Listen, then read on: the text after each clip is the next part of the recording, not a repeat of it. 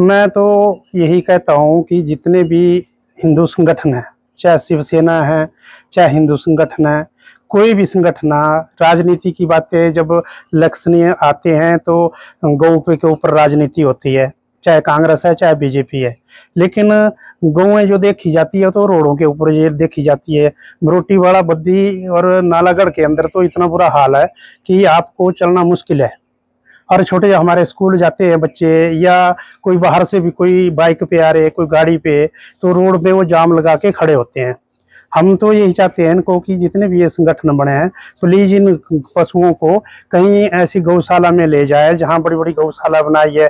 और कहीं भी जाओ आप दुकान में, इन्होंने छोटे छोटे जो गल्ले लगाए हुए हैं गौ माता के नाम पे, वो पैसा जाता कहाँ है? टैक्स, ठेके से शराब का टैक्स जाता है, हर आदमी के कार्ड से टैक्स जाता है। सरकार उस पैसे को डालती कहाँ है? क्या उसके लिए कोई नया बजट तैयार नहीं कर सकती है ना? तो मैं तो सरकार से ही मांग करता हूँ कि इन घटनाओं को बचाने का काम करे और इन पशुओं को कहीं ना कहीं एक बड़ी गौशाला में जाए। लेकिन आज भी सैकड़ों पशु हमारे सड़कों में मिल रहे हैं। तो सरकार से हम यही मांग करते हैं या संगठनों से कि ये सहयोग करके कहीं ना कहीं इन पशुओं को गौशाला में रख दिया जाए, ताकि आगे के लिए कोई घटना ना हो। ना तो हमारे बच्चों के साथ हो, बाहर से उद्योगपति आ रहे हैं, कोई ना कोई तो चला हुआ है औद्योगिक क्षेत्र में, और बहुत सी ऐसी घटना है जो कि इन पशुओं के कारण हुई है। तो हम यही अपने मीडिया के माध्यम से भी मैं ये आवाज सरकार तक पहुंचाने का काम कर रहा हूं कि कहीं ना कहीं ये संगठन साथ मिल करके इन पशुओं को प्लीज कहीं ना कहीं इनको रखा जाए, ताकि हमारे जो लोग हैं वो सुरक्षित रहे। हमारे स्कूल जाते हैं बच्चे डर डर के जाते हैं।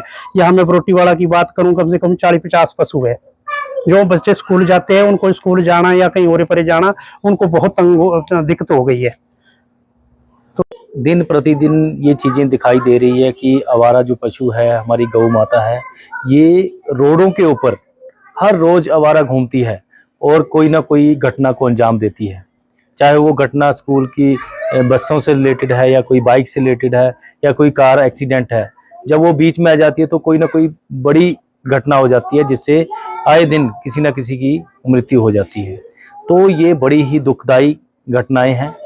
तो मेरा ये कहना है स्थानीय लोगों से या सरकार से कि देखो, बहुत सारी इन्वेस्टमेंट गौ माताओं को रखने के लिए सरकार द्वारा की गई है, लेकिन वो मुझे लगता है एक दिखावा ही है। क्योंकि आज भी वो सारी सुविधाएं देने के बावजूद भी ये जो गौएं हैं क्यों आवारा घूम रही है, ये बड़ा सवाल सरकार के ऊपर भी है, और उन जो इतने ऐसे संगठन जो बने हुए हैं उनके ऊपर भी बहुत बड़ा सवाल खड़ा करती है। क्योंकि जब भी यानी कि इलेक्शन का दौर होता है या कोई ऐसी वोटिंग का टाइम आता है, तब तो ये जो क्या बोलते हैं दल है, जो यानी कि एकदम से उसमें एक्शन में आते हैं। लेकिन जब ये टाइम बीत जाता है उसके बाद इन गौओं का, इन पशुओं का कोई ध्यान नहीं दिया जाता है। अब बीबीएन क्षेत्र के अंदर अंडा खुंडी नाम की एक संस्था बड़ी तरीके से बनाई गई है, करोड़ों रुपया उसके ऊपर लगाया गया है। क्या वो संस्था के जितनी भी मैनेजमेंट है, क्या वो इसके ऊपर संज्ञान नहीं ले सकती है? तो पूरे यानी कि प्रदेश के लोगों को इसके या बीबीएन के लोगों को बहुत ज्यादा परेशानी आ रही है, क्योंकि बीबीएन के अंदर ही पूरे प्रदेश के लोग नौकरी पेशा करते हैं। उनको बड़ी प्रॉब्लम आती है जब वो अपनी नौकरी के लिए या ड्यूटी के लिए जाते हैं, सुबह निकलते हैं या शाम को आते हैं।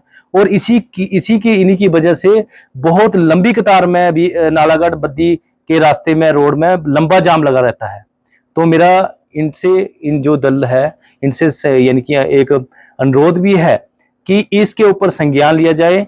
नहीं तो जितने भी हमारे बड़े बड़े जो संगठन है या बड़े बड़े उद्योगपति लोग हैं जो इनको चंदा देते हैं, तो इन चंदे के ऊपर भी रोकथाम होनी चाहिए, क्योंकि प्रॉपर तरीके से गौओं का यानी कि रख रखाव नहीं किया जा रहा है।